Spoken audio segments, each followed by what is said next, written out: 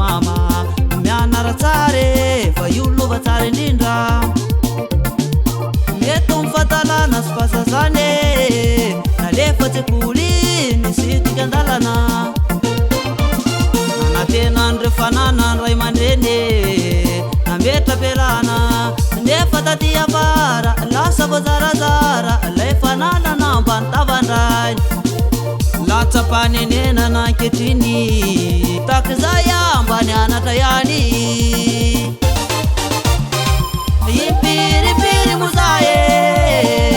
nahazo tolotra sambony tsy ampy solaitry tsy manana diplôma de tsy voaray matetika zany tenako hoe sendrandre tanora namana niteny vahiny ny tena momangina fa tsy mahay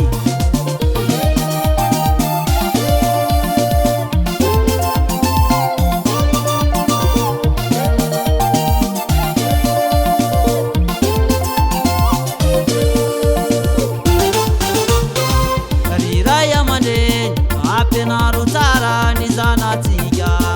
arao masy zay rehefa hoany an-tsekoly amizao efa hita taratra fandrosoana ny teny vaza efa manjaka nareo ankizy madinike mianara tsara faly diplôma no vala be no sady tsy mba mizara naiza misy anao tsy very mande rehefa manapaizana impiripiri mozae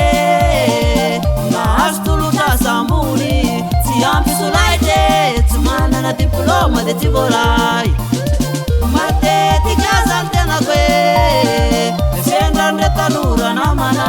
niteny vahiny ny tena momangina fa tsy mahay impiripiri mozae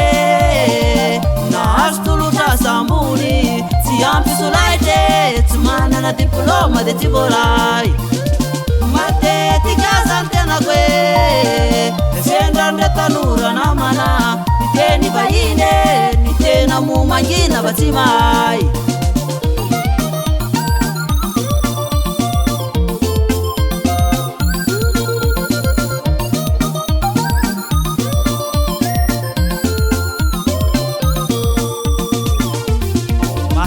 very mandeha avako hoe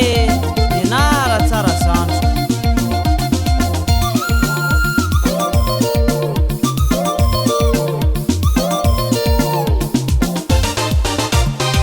impiripiri mozae nahazo tolotra sambony tsy ampy solaitry tsy manana diplôma de tsy voaray